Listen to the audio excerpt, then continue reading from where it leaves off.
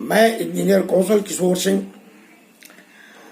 अपने channel engineer के Singh and associate की तरफ से आप सब लोगों के सामने आज उपस्थित हुआ हूं। और सबसे पहले मैं अपनी वीडियो स्टार्ट करने के पहले मैं आप सब लोगों को नमस्कार कर रहा हूं। उम्मीद है आप लोग हमारे नमस्कार को स्वीकार करेंगे। मेरे एक दोस्त मेरे प्लानिंग के हिसाब से, प्रोग्राम के हिसाब से मुझे पहले शॉर्टकट की वीडियो आप लोगों को देना था, जो कि ऑलमोस्ट फिनिश हो चुका है और बहुत जल्दी मैं आप लोगों के सामने प्रस्तुत करूंगा।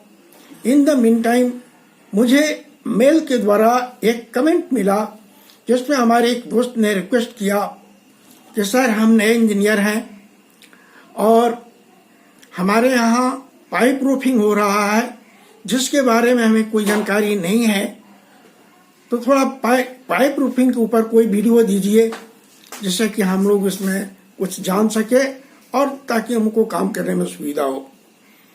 मैं इस कमेंट से, उस इंजीनियर के इस कमेंट से मैं काफ़ी खुश हूँ और मैं वही आज जो वीडियो लेके आया हूँ ये पाइप रूफिंग से रिलेटेड है। पाइप रूफिंग कैसे किया जाता है, क्यों किया जाता है, इसकी रिक्वायरमेंट क्या है, इसमें कौन कौन से इक्विपमेंट लगते हैं, ये सारी जानकारियां मैं इस वीडियो में आप लोगों को दूंगा। सबसे पहले मैं बता दूं कि पाइप रूफिंग है क्या और पाइप रूफिंग को क्या कहते हैं।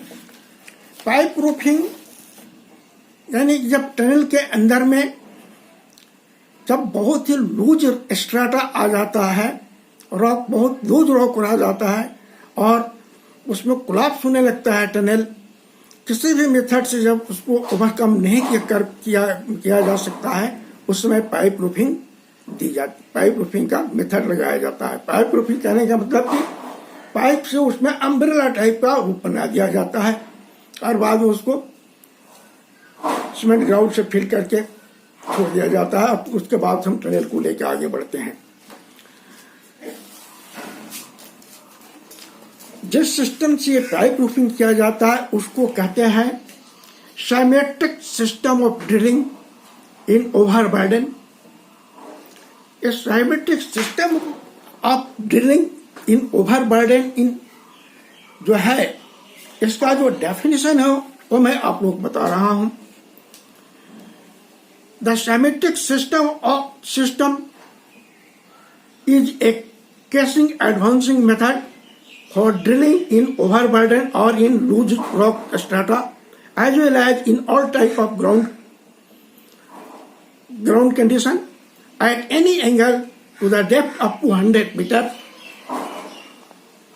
Casing size ranging from 100 mm dia to 1220 mm dia OD, mean external dia. System are designed to work with DTH drilling, that is a DTH drilling system.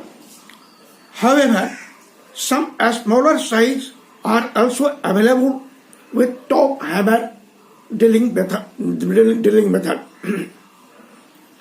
But for drilling in tunnel or making the pipe roofing, the size of pipe roofing is taken as 12 meter and thereafter again go upward and further roofing is prepared for 12 meter.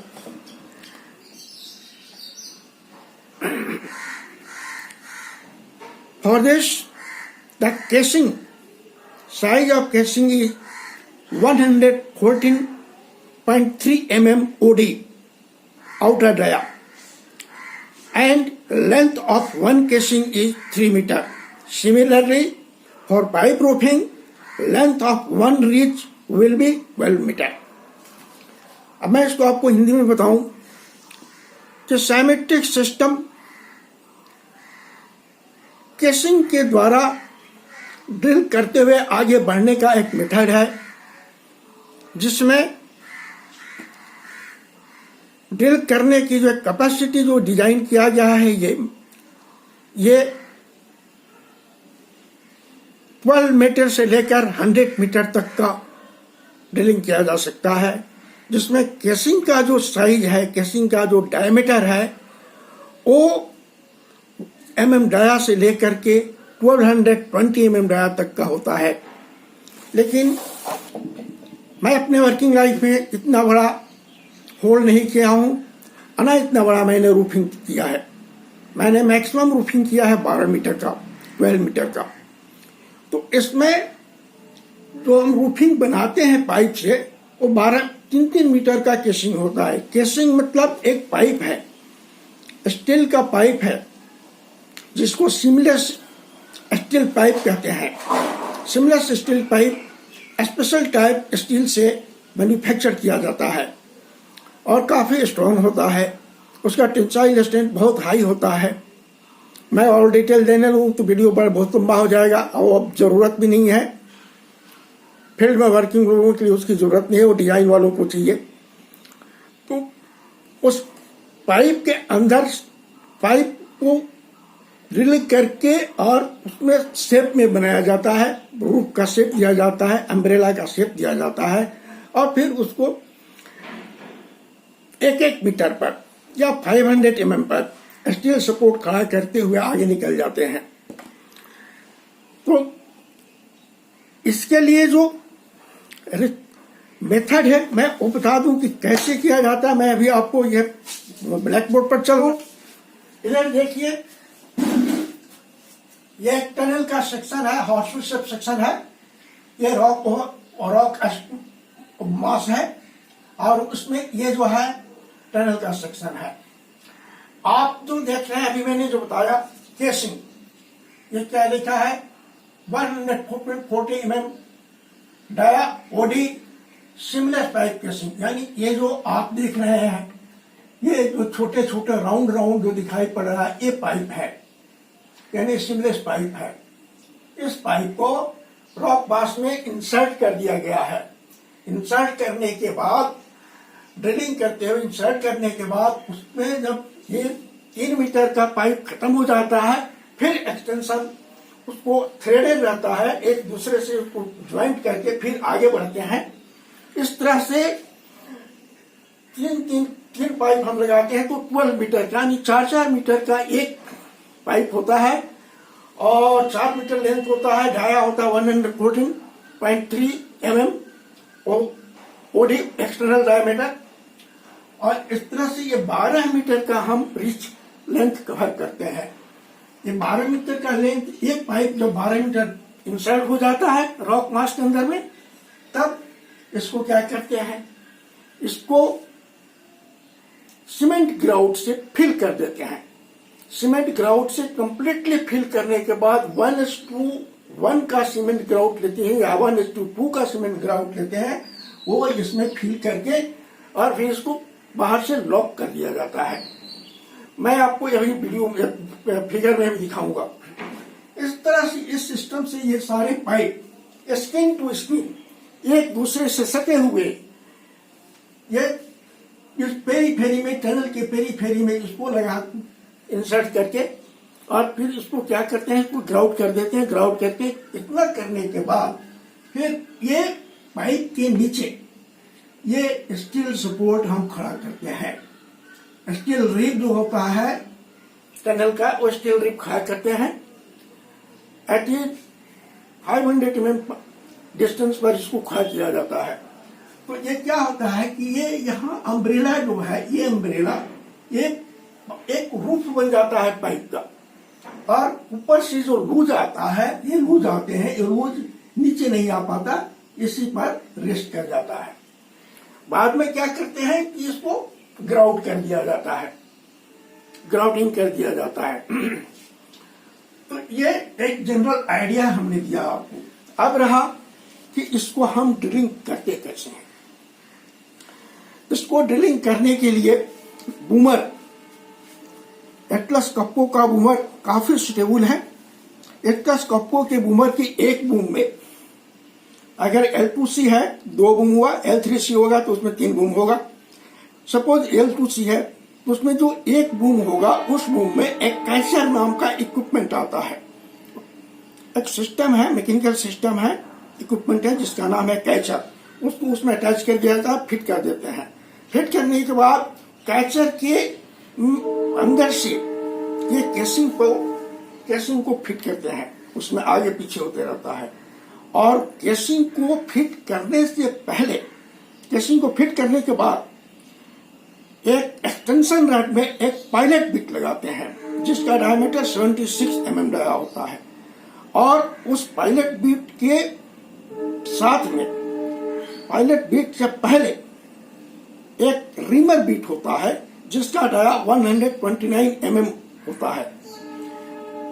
लेकिन वो इस तरह से fit होता है कि drilling खत्म होने के बाद जब हम पायलट बीट को, एक्सटेंशन रॉड को खींचते हैं तो पायलट बीट बाहर आ जाता है, लेकिन रीमर बीट इस पाइप के साथ में ये वहीं रह जाता है, ये बाहर नहीं निकलता है। इतना होने के बाद तब इसमें हम क्या करते हैं, ये पायलट बीट और एक्सटेंशन रॉड को बाहर आने के बाद इसमें हम सीमेंट ग्राउट फिल कर देते हैं। फिल करने के बाद लॉक करते हैं।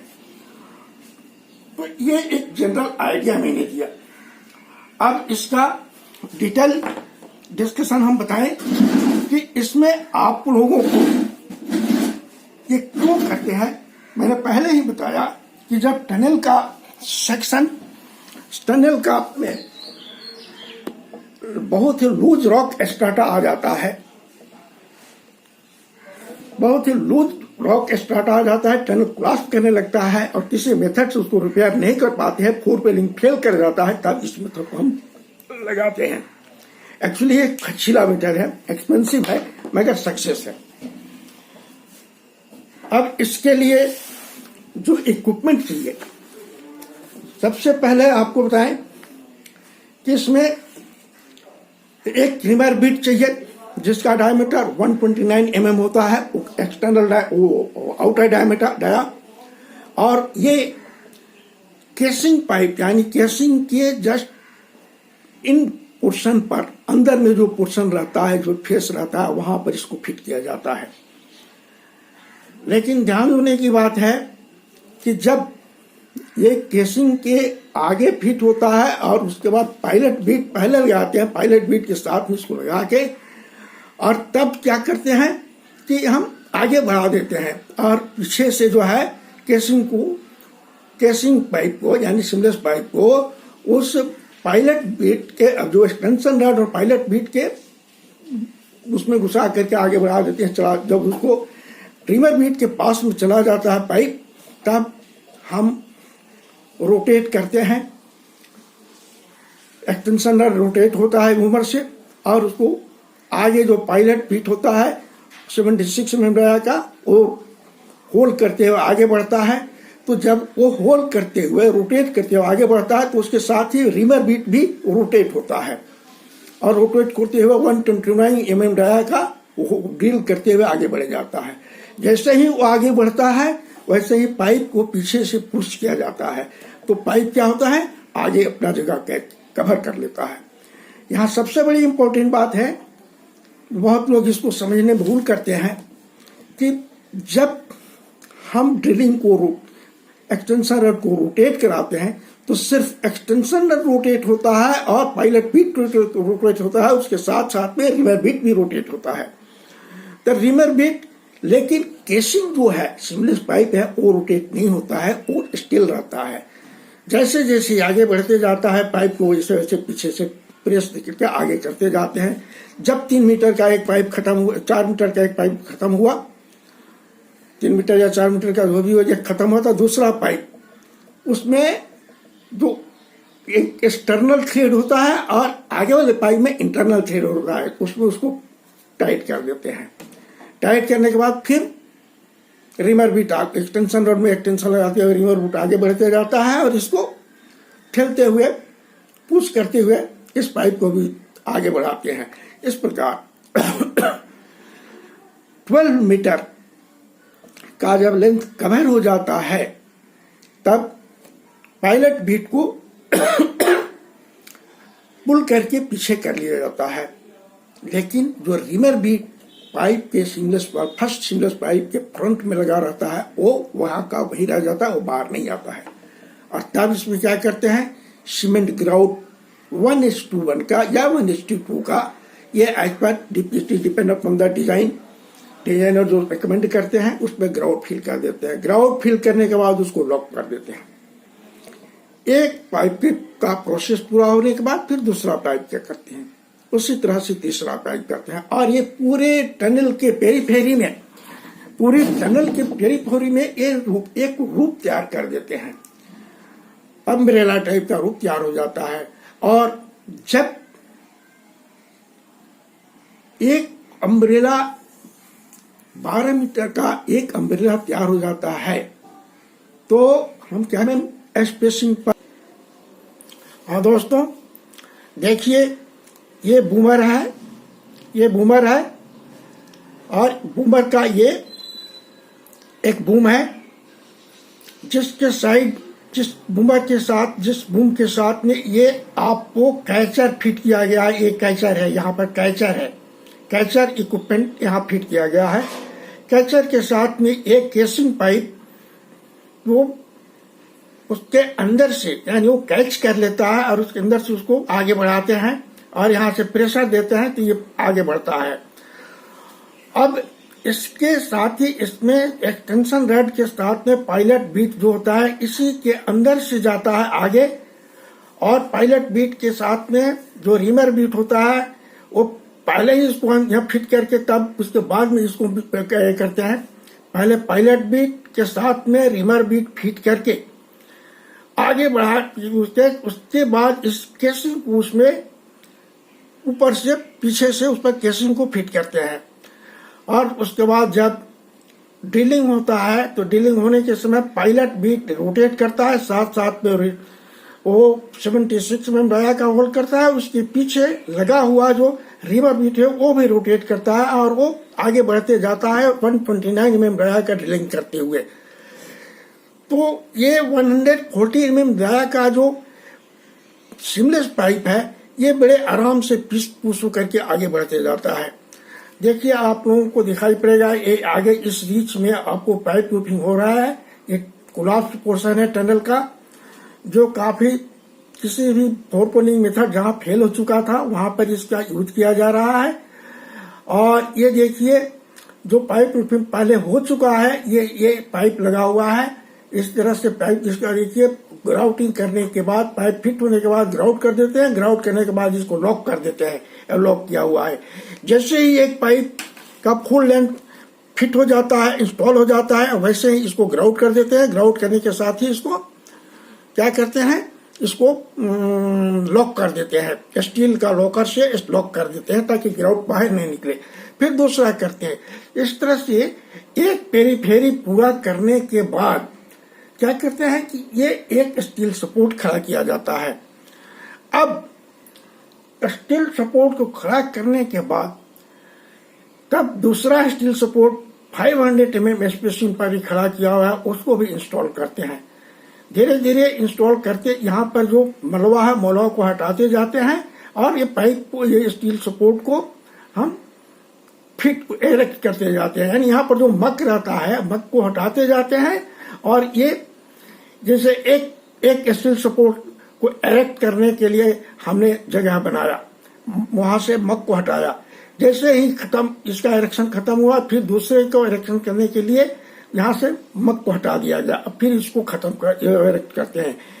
मक को पहले पूरा खाली नहीं करते, नहीं तो फिर कोलैप्स होकर पूरा टनल भर जाता है। इस चीज को ध्यान में रखने की चीज है और यही मेथड है जो आप लोगों के सामने इस फिगर से क्लियर हो गया है। मैं उम्मीद करता हूं मेरे द्वारा दिया गया डिस्क्रिप्शन और क्लैरिफिकेशन से आप लोग संतुष्ट होंगे। अगर कोई प्रॉब्लम आता है तो आप कमेंट बॉक्स में जाकर कमेंट्स करके हमसे पूछिए, मैं रिप्लाई दूंगा। इस संबंध में मैं आप लोगों को बताऊं कि वीडियो बनाने में तो ये हमें थोड़ा लेट हो गया इसलिए कि मैं थोड़ा मेरी तबीयत खराब हो गया था, यानी थोड़ा मैं इलनेस को फेस किया था। यानी इस वीडियो को मैं यहीं समाप्त करता हूं और अगली वीडियो हमारी शॉर्टकट से रिलेटेड होगी जो आप लोगों को मैं पुटअप करूंगा। 3 से 4 दिनों के अंदर में वीडियो तैयार है, लेकिन अभी कुछ और दूसरे कामों में मैं व्यस्त हूँ, इसलिए 3 से 4 दिन के अंदर में शॉर्टकट पर आप लोगों की वीडियो मिल जाएगी और आप लोग उसको देखेंगे। दोस्तों, तो आप इस वीडियो को मैं यही समाप्त करता हूँ और इसके लिए आप अब हमको विदा दीजिए। नमस्कार। अगले वीडियो में फिर आप लोगों से मिलता हूँ। शॉर्टकट के ऊपर वो वीडियो तैयार करूंगा और आप लोगों को फुल डिटेल शॉर्टकट का दूंगा। नमस्कार।